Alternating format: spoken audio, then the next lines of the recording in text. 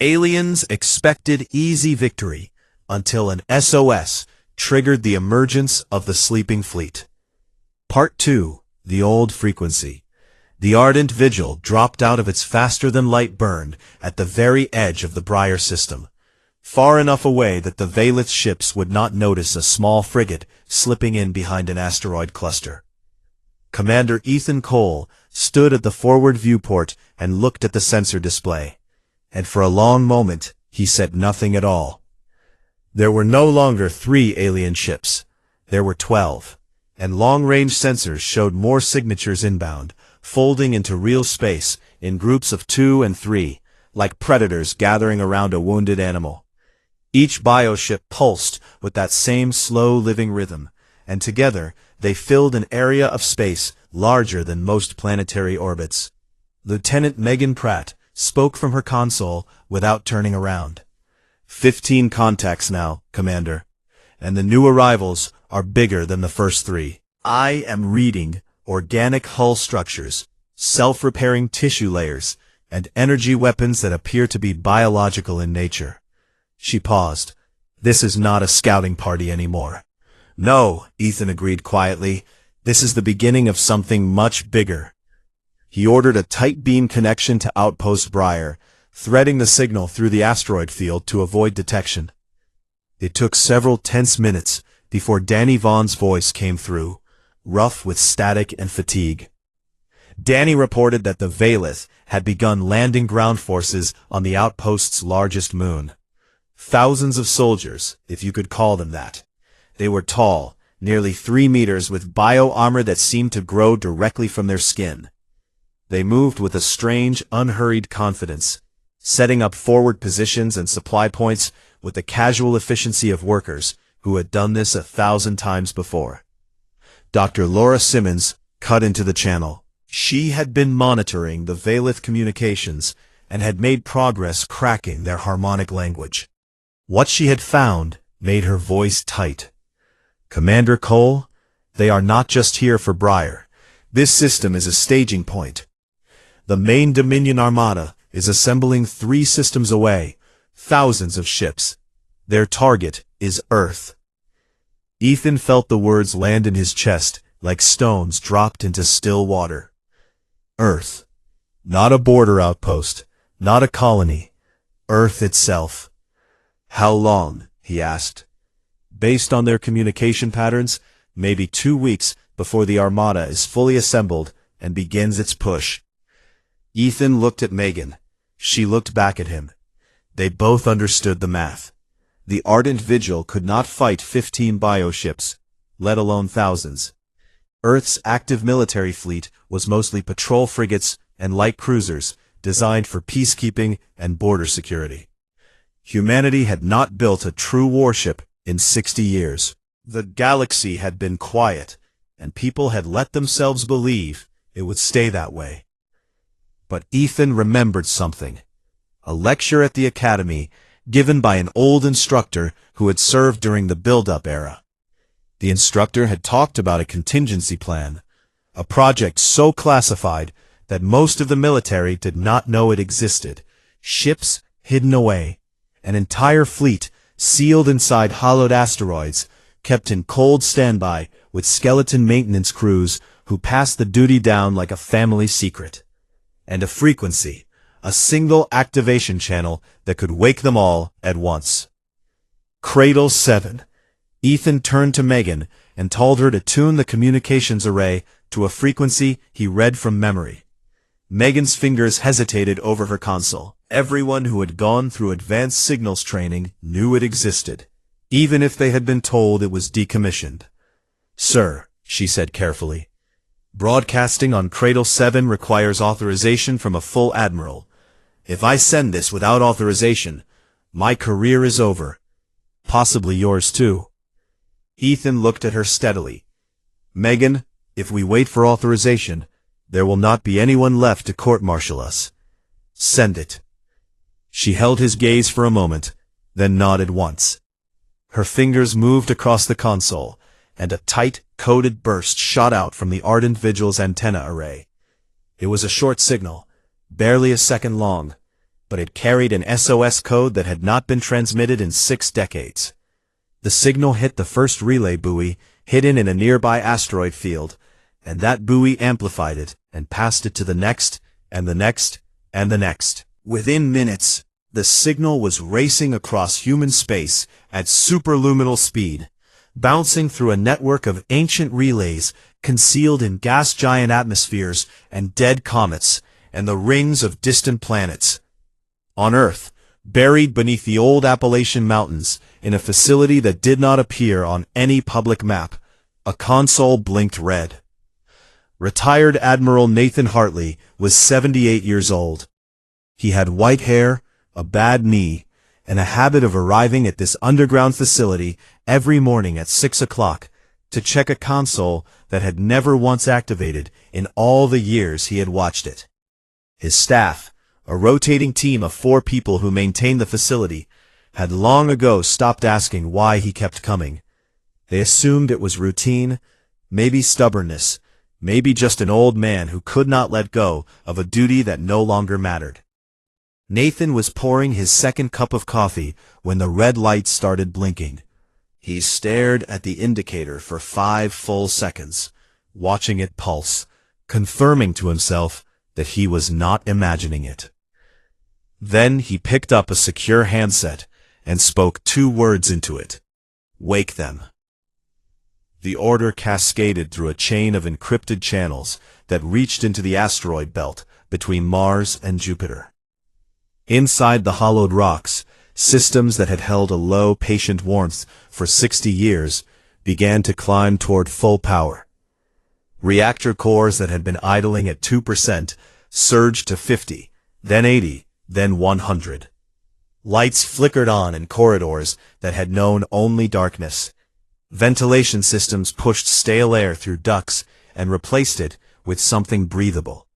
Hull plates groaned and popped as thermal expansion brought cold metal back to life.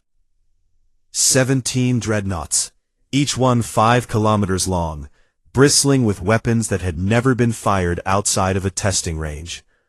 42 heavy cruisers, over 100 escort destroyers. A fleet built in secret during humanity's most anxious era, when long-range surveys had first detected signs of aggressive alien civilizations in distant parts of the galaxy. The politicians of that time had debated what to do.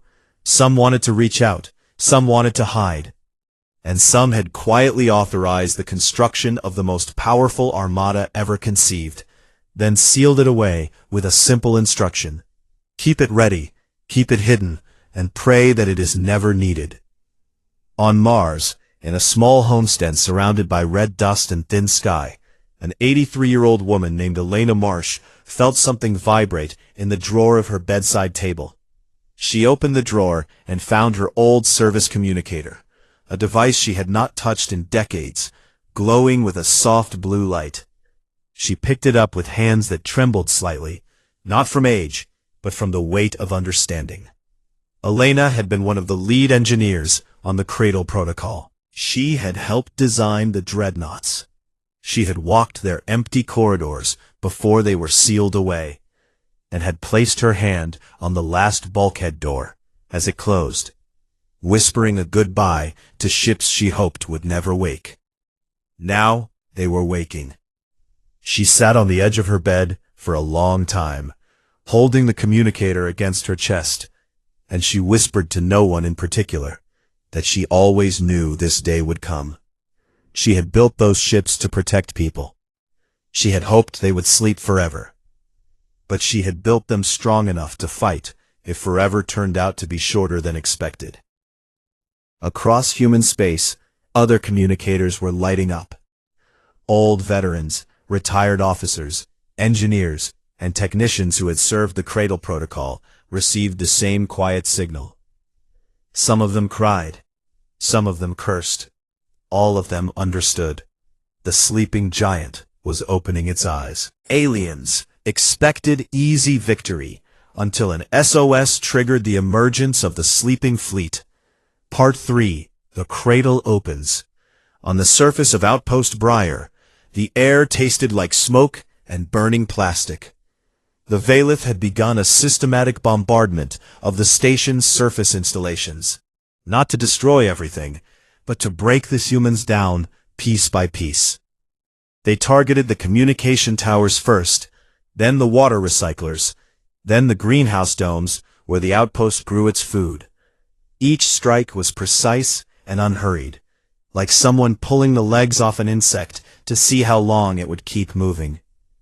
Sergeant Danny Vaughn crouched behind a collapsed wall in the eastern corridor, watching dust drift down from the ceiling with each distant impact. His rifle was pressed against his shoulder, and his eyes were locked on the far end of the hallway, where Valith ground troops had been spotted 10 minutes earlier. They had arrived on the surface that morning, hundreds of them at first, then thousands, pouring out of landing craft that split open like seed pods and disgorged soldiers directly onto the rock. The Valith were terrifying up close, nearly 3 meters tall. Their skin was covered in a living armor that shifted and hardened in response to threats. Their weapons were organic too, long limbs of fused bone and tissue that fired superheated plasma with a sound like tearing cloth. But Danny had noticed something in the first few skirmishes. The Valith did not fight like soldiers who expected resistance.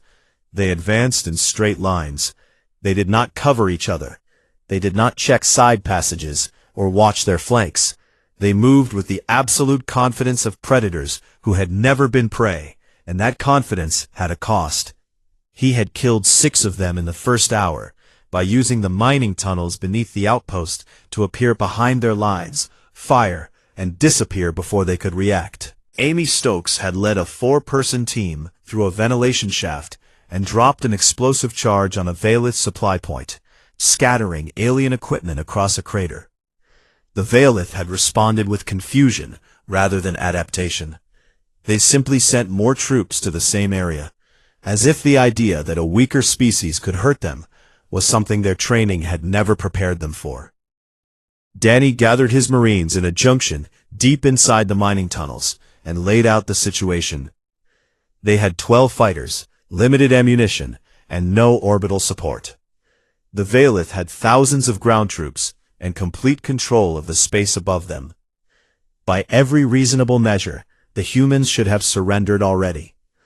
"We are not surrendering," Danny said flatly. "We hold these tunnels, we make them pay for every meter, and we wait." Amy looked at him. Wait for what? Danny did not answer right away. He had heard Ethan Cole's last transmission before the tight beam went silent.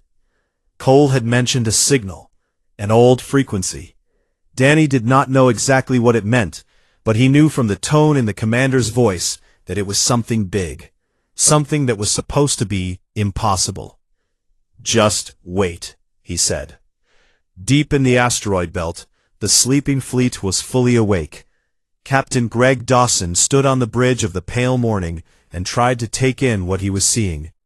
The dreadnought was 5 kilometers long. Its bridge alone was the size of a concert hall, ringed with stations and displays that showed the status of weapon systems, shield generators, reactor cores, and 1,000 other systems that hummed with patient, terrible power.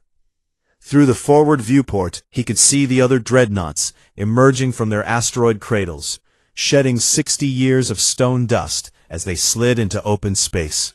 They moved slowly, almost gracefully, like whales rising from a deep ocean. Greg had been a reserve officer for 20 years. He had trained on simulators modeled after these ships, running combat scenarios that his instructors had always described as theoretical exercises. He had never truly believed the ships were real. Now he was standing on one, and the reality of it was almost too large to hold in his mind. Kira Novak, its tactical analyst, appeared at his side with a datapad. She was young, barely 30, with sharp eyes and a habit of speaking in clipped, efficient sentences. She told him that the fleet's weapon systems were fully online, and that they were a generation beyond anything in active service. Railguns that could punch through a planetoid, energy lances designed to cut through ship hulls at distances measured in light seconds. Missile systems carrying warheads that could crack a moon. These weapons were classified when they were built, Kira said. They were never released for peacetime use. The government did not want anyone to know what humanity was capable of building.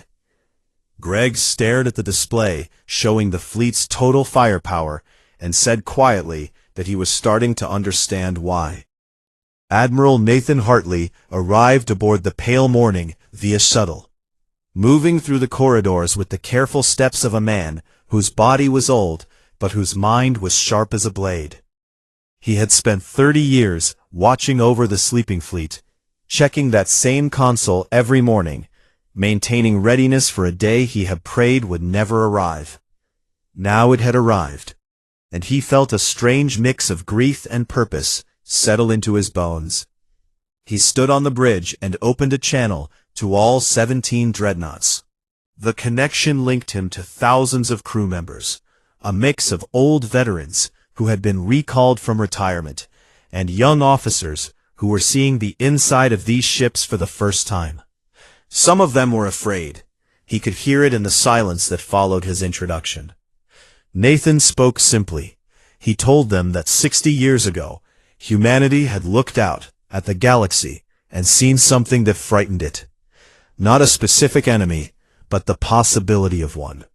And instead of pretending the danger did not exist, humanity had built a response. Not to conquer, not to threaten, simply to be ready.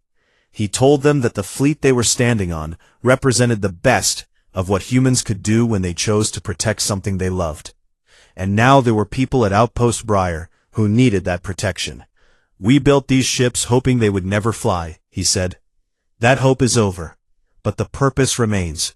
We go to Briar, we bring our people home, and we show whoever is out there that humanity does not go quietly. The fleet formed up in a formation that had existed only in simulation runs for 6 decades. 17 dreadnoughts at the center, 42 heavy cruisers on the flanks, over 100 destroyers screening the formation like a wall of steel thorns. Together, they occupied a volume of space that would have been visible to the naked eye from the surface of Mars. Greg Dawson watched the formation coalesce on his tactical display, and felt something shift inside him. He had spent his career preparing for a moment he never believed would come. Now, it was here, and he found that the fear he expected was not there. In its place was something older and simpler, a feeling that this was exactly what these ships, and the people aboard them, had been made for. Kira ran the final systems check, and reported the fleet ready for fold space transit. Greg looked at Admiral Hartley, who gave a single nod. All ships, Greg said into the fleet channel, initiate fold space jump. Destination, Briar system. Formation jump on my mark. He paused for one heartbeat. Then he gave the order. 17 dreadnoughts and their escorts tore open the fabric of space and vanished, leaving behind nothing but silence and the slowly spinning asteroids that had hidden them for 60 patient years. On the surface of Briar, Danny Vaughn pressed his back against a tunnel wall and listened to the distant rumble of another bombardment. Amy crouched beside him, reloading a magazine with steady fingers. "How long do we hold?" she asked. Danny closed his eyes. "As long as it takes." Somewhere above them, far beyond the smoke and the broken sky, space itself was about to bend under the weight of something the Valith had never imagined. Something that had been sleeping and was now very much awake. Aliens expected easy victory until an SOS triggered the emergence of the sleeping fleet. Part 4. The Weight of the Sleeping Giant. The Valith flotilla commander had conquered 11 species across 4 galactic arms. It had overseen the integration of entire civilizations, watched cultures dissolve into the Dominion's harmony like salt dissolving in warm water. In all that time, across all those worlds, it had never once felt the sensation that humans would have called surprise. It felt it now. The fold space rupture that opened at the edge of the Briar system was not a single point of light. It was a wound across the sky. Space tore open along a front nearly 10,000 kilometers wide, and through that wound came shapes so large that the veiled sensor arrays could not process them as individual objects. The system flagged them as asteroid fields, then as planetary bodies, then finally, after several confused seconds of recalibration, as ships. 17 dreadnoughts emerged first, each one 5 kilometers of dark metal and silent intent. Their hulls were angular and brutal, built without any concern for beauty, designed only to absorb punishment and deliver it back 100-fold. Behind them came the heavy cruisers, 42 of them, spreading into flanking positions with the smooth coordination of a formation that had been rehearsed in simulation for 60 years. And around them all, over 100 destroyers fanned out like the edges of a blade, their smaller frames bristling with point defense systems and torpedo tubes. The sleeping fleet had arrived. On the bridge of the pale morning, Captain Greg Dawson watched the Briar system resolve on his tactical display. The Veilith flotilla, 40 bioships strong, hung in a loose formation around the outpost. Compared to the fleet that had just dropped in behind them, they looked small. Greg knew they were not small. Each bioship was still enormous, still deadly, still carrying enough firepower to glass a continent. But against 17 dreadnoughts, the math had changed. Kira Novak read out the tactical assessment in her usual clipped tone. Veilith formation is holding position. They have not moved to intercept. Their sensor emissions just tripled. I think they are trying to confirm what they are seeing. Admiral Hartley stood at the center of the bridge with his hands clasped behind his back. His face was calm, but his eyes were hard. He ordered the communications team to broadcast a message on the Veilith harmonic frequency, using the translation framework that Laura Simmons had relayed from the surface before the tight beam went down. It said that the Veilith had entered human space without invitation, attacked a peaceful outpost, and harmed human citizens. They were to withdraw immediately and completely. If they withdrew, there would be no pursuit. If they did not withdraw, they would be destroyed. There would not be a third option, and there would not be a negotiation. The harmonic broadcast rippled across the system. Every Veilith ship received it simultaneously. For several minutes, nothing happened. The two fleets hung in space, separated by a few million kilometers of vacuum, and the silence was absolute. Then the Veilith flotilla commander made a decision that was entirely predictable to anyone who understood the Dominion's history. It ordered an attack. In the entire recorded existence of the Veilith, no species had ever successfully resisted them. The concept of retreat did not exist in their doctrine. The concept of losing did not exist in their understanding of reality. The commander saw the human fleet and calculated that it was large, yes, but the Dominion had always been larger, and size had always been enough. The bioships surged forward, their organic hulls split open along seams that ran the length of their bodies, revealing plasma batteries the color of infected wounds. Living torpedo swarms launched from their bellies, clouds of biological projectiles that homed in on heat and metal. The attack was massive, coordinated, and by any previous standard of galactic warfare, overwhelming. Greg Dawson watched the swarm approach on his display, and felt his heartbeat steady. Beside him, Kira was already assigning targets. Forward batteries have lock on the lead wave. Escorts are moving to intercept the torpedo swarms. Cruisers are flanking wide to cut off retreat vectors. Open fire, Greg said. The pale morning's forward batteries spoke. There was no dramatic buildup, no charging sequence. The railguns simply fired, accelerating slugs of dense metal to a fraction of light speed. The first 3 bioships in the Veilith formation came apart. Their living hulls, which had shrugged off the weapons of a dozen conquered species, split and ruptured under impacts they were never designed to withstand. Organic matter sprayed into the vacuum in great spiraling clouds. The ships did not explode so much as they simply stopped being ships. Across the formation, the other dreadnoughts fired in sequence. Each one targeted a different bioship, and each shot was a killing blow. Energy lances cut through Valith hulls like heated wire through cloth. Missile salvos detonated inside bioships, turning them into hollow shells that drifted and broke apart under their own collapsing mass. The escort destroyers swept forward and met the torpedo swarms with a curtain of point defense fire so dense that it looked like a wall of light.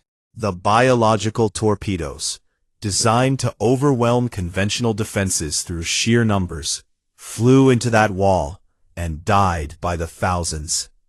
Fragments of organic shrapnel bounced harmlessly off destroyer hulls. On the ardent vigil, still tucked behind its asteroid cluster at the edge of the system, Commander Ethan Cole and Lieutenant Megan Pratt watched the battle unfold on their long-range sensors. Megan's mouth was slightly open. Ethan stared at the display and said quietly that it was like watching a mountain decide to get angry. The Valith flotilla commander tried to adapt. It ordered a concentrated push against the left flank, sending 15 bioships in a tight formation toward the cruiser line.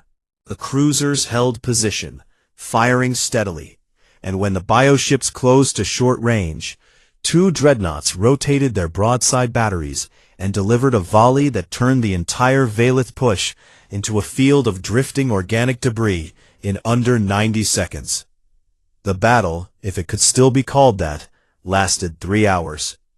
By the end, 26 Valith bioships had been destroyed outright. The remaining 14 were in full retreat, their damaged hulls leaking bioluminescent fluid into space like blood from a wounded animal. They fled toward the system's edge, broadcasting frantic harmonic signals back toward the staging area 3 systems away. Laura Simmons, huddled in a hidden lab beneath the surface of Briar, picked up those signals on a makeshift receiver she had built from spare parts. She translated them in real time, and every single message contained the same word, repeated over and over in different harmonic registers, as if the Valith could not believe what they were saying, even as they said it. Impossible. Impossible. Impossible. On the ground, the tide turned just as decisively. Colonel Pete Harmon arrived with a Marine Rapid Response Force aboard one of the escort destroyers, dropping landing craft through the atmosphere, while the Valith orbital ships were too busy dying to intercept them. Fresh human Marines hit the surface and linked up with Danny Vaughn's battered but unbroken guerrilla fighters. Danny led the push toward the Valith Ground Command Center, a pulsing organic structure they had grown on the outpost's main plateau. Amy Stokes took a breach team through a drainage conduit that ran beneath the structure and emerged inside the perimeter before the Valith guards knew what was happening. The aliens fought, but they fought the way they always had, standing tall, advancing forward, relying on size and armor and the assumption that their enemies would break. The humans did not break. They used cover, angles, coordinated fire, and the hard-earned lessons of a species that had spent its entire history fighting things bigger and stronger than itself. By sundown, the Valith Ground Command Center was a smoking ruin, and the remaining alien soldiers were retreating toward their landing craft. Danny stood on the plateau as the last Valith transport lifted off, trailing smoke. Amy walked up beside him, her armor scorched and her face streaked with grime. They watched the transport shrink into the darkening sky. "Think they will come back?" Amy asked. Danny looked up at the sky, where the faint lights of the sleeping fleet were visible through the thin atmosphere, each one a star that had not been there yesterday. "I think," he said slowly, "they are going to have to think very carefully about that." Aliens expected easy victory until an SOS triggered the emergence of the sleeping fleet. Part 5. The Echo That Carries. The silence after battle is a strange thing. It does not feel like peace. It feels like the world holding its breath, waiting to see if the violence is truly over or just pausing to reload. In the Briar system, that silence stretched across millions of kilometers of space, littered with the drifting remains of Valith bioships, great clouds of organic matter slowly cooling in the vacuum, turning from the angry red of living tissue to the dull gray of dead things. Admiral Nathan Hartley stood on the bridge of the pale morning and watched the debris field on the tactical display. His face showed nothing. He had spent 30 years preparing for this moment, and now that it had come and gone, he felt not triumph, but a deep, heavy tiredness. He had always hoped the fleet would never fire a shot. That hope was gone now, burned away in 3 hours of precise and devastating violence. What remained was the question of what came next. The intelligence that Laura Simmons had gathered from the surface of Briar painted a clear picture. The Valith Dominion's main armada, thousands of ships, was still assembling 3 systems away. The flotilla that the sleeping fleet had destroyed was a forward force, a scouting arm. The real body of the beast was still out there, and it was watching. Hartley made his decision quickly. He ordered the sleeping fleet to advance to a forward position between Briar and the Valith staging area. Not to attack, not to provoke, simply to be visible. 17 dreadnoughts, 42 cruisers, and over 100 destroyers arranged themselves in a formation that stretched across the approach corridor like a wall, and they waited. Every long-range sensor in the sector could see them. That was the point. The Valith War Council convened aboard their flagship, a bioship so ancient that its hull had calcified into something resembling stone. For the first time in the recorded history of the Dominion, the Council was not meeting to plan a conquest. It was meeting to discuss whether a conquest should continue. The sensor data from Briar had arrived, and it had caused something that no previous intelligence report had ever caused among the Valith leadership. It had caused doubt. The numbers were undeniable. The human dreadnoughts each carried more destructive power than the entire forward flotilla combined. The weapons they used operated on principles the Valith had never encountered, kinetic systems that bypassed organic armor entirely, energy weapons that cut through regenerating tissue faster than it could heal. And the humans had 17 of these ships. The Valith had conquered species with fleets 10 times the size of what they had sent to Briar. But none of those species had possessed anything like the sleeping fleet. The Council debated for days. Some advocated for a full assault, arguing that the Dominion's numbers would eventually overwhelm any defense. Others pointed out that even if they won, the cost would be unlike anything the Dominion had ever paid. And the Valith had never been a species that understood the concept of paying a cost. They had always taken without losing. The idea that victory could come with a price was alien to them in the most literal sense of the word. While the Valith debated, humanity moved. Commander Ethan Cole was promoted to captain and given command of a new rapid response squadron built around the Ardent Vigil. It was a small force, fast and flexible, designed to serve as an early warning system for any future incursion. Megan Pratt was promoted alongside him and awarded a commendation for transmitting the Cradle 7 signal. She accepted the commendation quietly and told Ethan afterward that she still was not entirely sure she had done the right thing, because the signal had awakened something that was never supposed to wake up. Ethan told her that the people on Briar were alive because of what she did, and that was enough of the right thing for him. On the surface of Briar, the rebuilding began. Danny Vaughn and Amy Stokes led the effort, organizing the Marine garrison and the civilian population into work teams that cleared rubble, repaired life support systems, and slowly brought the outpost back to something resembling function. Danny worked with his hands alongside everyone else, hauling debris and welding broken conduits. because he had always believed that a leader who would not do the work had no business asking others to do it. Amy found him one evening sitting on a pile of broken concrete at the edge of the plateau, looking up at the sky. She sat down next to him and asked what he was thinking about. Danny was quiet for a while. Then he said that the Valith had not been beaten by the sleeping fleet alone. The fleet was the hammer, yes, but the reason humanity had a hammer to swing was something deeper. It was the fact that humans had looked at the galaxy, seen the possibility of danger, and instead of panicking or pretending it was not there, they had quietly built the most powerful fleet in existence, and then chosen not to use it. They had put it to sleep. They had hoped it would never be needed, and they had gone on living their lives, raising families, building outposts, studying microbes at the edge of space, all while knowing that the sleeping giant was there if the worst ever came. That is what the Valith cannot understand, Danny said. They cannot imagine building something that powerful and then choosing not to use it. For them, power exists to be used. The idea that you would hold it back, that you would keep it silent out of hope, that breaks their whole way of thinking. Amy considered this for a moment. Then she said that she thought Danny was giving humanity a lot of credit for a species that also invented the snooze button. Danny laughed, and it was the first real laugh either of them had managed in weeks. Elena Marsh arrived at the pale morning on a transport shuttle, having made the journey from Mars at her own insistence, despite her age and the objections of several well-meaning doctors. She walked the corridors of the dreadnought slowly, running her hand along the bulkheads she had helped design so many decades ago.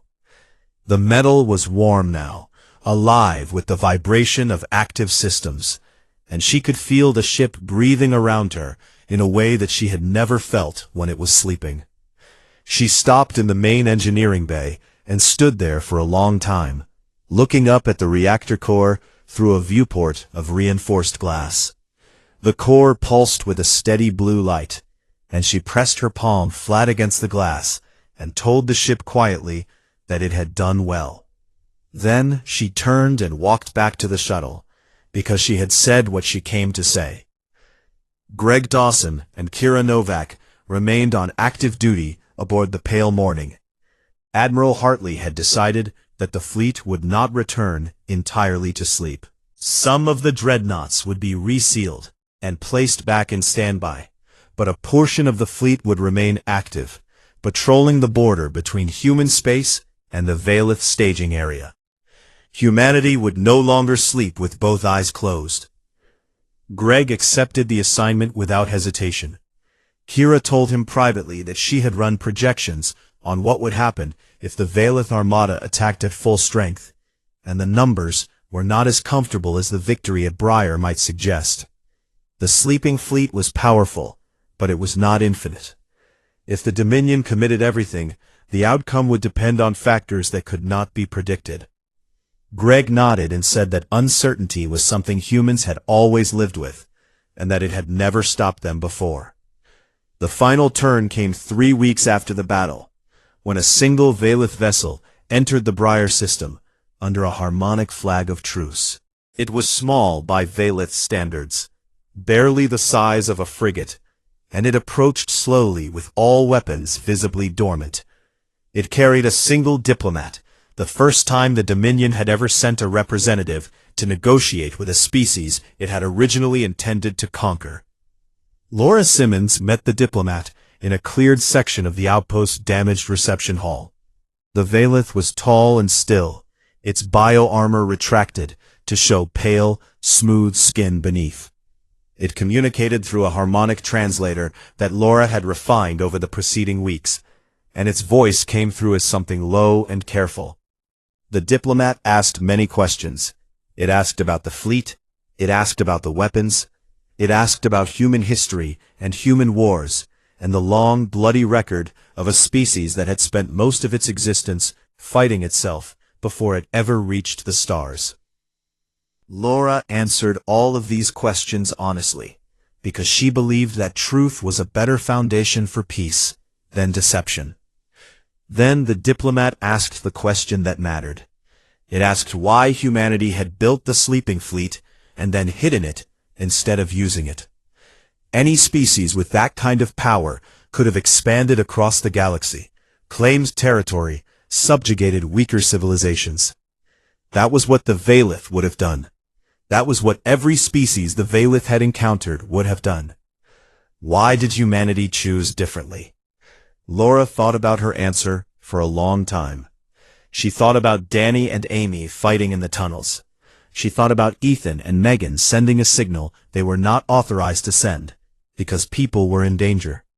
She thought about Nathan Hartley checking a console every morning for 30 years. She thought about Elena Marsh pressing her hand against a bulkhead and telling a ship it did well. Then she answered. She said that humanity had learned over a very long and painful history that the measure of strength was not in what you were willing to destroy. It was in what you were willing to protect. She said that the most powerful thing a species could do was choose to keep its weapons silent until silence was no longer an option. She said that the sleeping fleet was not a threat. It was a promise that humanity would defend what it loved, and that it would rather let its greatest weapons gather dust in the dark than use them to take something that did not belong to it. The diplomat was quiet for a very long time. The harmonics of its body shifted through frequencies that Laura's translator could not fully interpret, patterns that might have been confusion or contemplation, or something that the Valith had no word for because they had never needed one. Finally, the diplomat said that this was a concept the Dominion had never encountered, and that it would take the Valith a very long time to understand it. Laura smiled. She told the diplomat that humanity was patient, and that they had time. Outside the reception hall, the stars burned steadily in the dark. Among them, the lights of the sleeping fleet held their positions on the border, quiet and watchful, ready to sleep again if the galaxy allowed it, and ready to wake if it did not. And somewhere in the asteroid belt between Mars and Jupiter, inside the hollowed rocks that still held most of the fleet, the remaining dreadnoughts rested in their cradles, with their reactors at low idle, and their weapons sealed behind doors of 10-meter-thick plating. They did not dream because ships do not dream. But if they could have, they would have dreamed of silence, because silence was what they had been built to protect. And for now at least, silence held. Aliens expected easy victory, until an SOS triggered the emergence of the sleeping fleet. Part 1. The Signal at the Edge. The stars beyond Outpost Briar were quiet that morning, the same way they had been quiet for the last 40 years. Nothing ever happened out here on the edge of human space. That was the whole point of the place. It was a research station, a tiny metal island floating in the dark near the Orion Spur border, where a handful of scientists studied deep space microbes and a small squad of Marines tried not to die of boredom. Dr. Laura Simmons had been on Briar for 3 years, which was 2 years longer than she had originally planned. She liked the silence. She liked the slow work of cataloging organisms that drifted between the stars. She liked the fact that nobody rushed her. But on this particular morning, as she sat in the sensor lab with a cup of cold coffee and a data screen full of microbial samples, something broke the routine. A sound came through the subspace array. Not a message, not a signal from any human ship. It was a deep harmonic pulse, a vibration that repeated in a pattern too regular to be natural.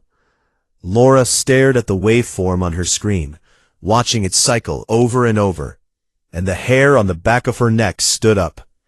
She had spent years listening to the sounds of space. This was not space. This was something alive. She called Sergeant Danny Vaughn on the internal comm. Danny ran the Marine garrison on Briar, 12 soldiers who spent most of their time maintaining equipment and running drills that they all privately believed they would never need. He was a calm man, built wide and solid, with a face that did not show worry easily. But when Laura played the harmonic pulse for him, he went very still. "How long has this been coming in?" he asked. "About 20 minutes, Laura said, "and it is getting stronger." Danny ordered his squad to alert status and told Corporal Amy Stokes to get the weapon lockers open. Amy was his second in command, a combat medic with steady hands and a voice that could cut through panic. She did not ask why. She just moved. The answer arrived less than an hour later. 3 shapes dropped out of fold space at the edge of the system. They were enormous. Each one was roughly the size of a small moon, and they were not made of metal. They were organic. Their hulls pulsed with a slow, wet rhythm, like the beating of a massive heart. Veins of bioluminescent light ran across their surfaces in branching patterns. They looked less like ships, and more like something that had been grown in the belly of a dying star. Laura watched them on the long-range display and felt her stomach drop. "Danny," she said quietly, "those are not human." The harmonic pulse changed. It became louder, more complex, and the station's translation software struggled with it for several minutes before spitting out an approximation. The message was short. It said that this sector of space, and everything in it, now belonged to the Valith Dominion. All inhabitants were to cease activity and await integration. Resistance was not expected, and it would not be tolerated. Danny read the translation twice. Then he looked at Laura and asked if she could open a dialogue. Laura tried. She broadcast a response on the same harmonic frequency, identifying the outpost as a peaceful research station and requesting communication. They responded with a volley of energy that struck the station's orbital power grid and turned it into a cloud of sparking debris. The lights inside Briar flickered. Emergency systems kicked in, bathing every corridor in dull red light. Alarms blared until Amy silenced them manually. "They just killed our power grid," Danny said. He was not shouting. His voice was flat and controlled, which was somehow worse than shouting. That was not a miss. That was a warning. Laura nodded. She understood. The Valith had not tried to destroy the station. They had simply shown that they could whenever they wanted. It was the behavior of a predator that did not consider its prey dangerous, a cat batting a mouse before the kill. Danny moved his Marines into defensive positions throughout the station and ordered the civilians into the interior shelters. He pulled Amy aside in a corridor and told her to start preparing the mining tunnels beneath the surface as a fallback position. Amy asked how bad he thought it was going to get. Danny told her to prepare for very bad. 2 systems away, Commander Ethan Cole was having an unremarkable day aboard the patrol vessel Ardent Vigil.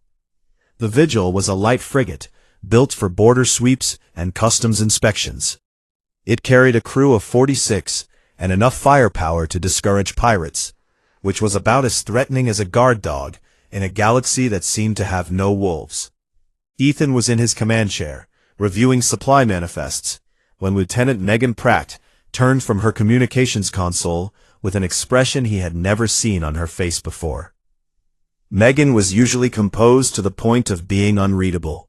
Right now, she looked like someone who had just heard glass breaking in an empty house.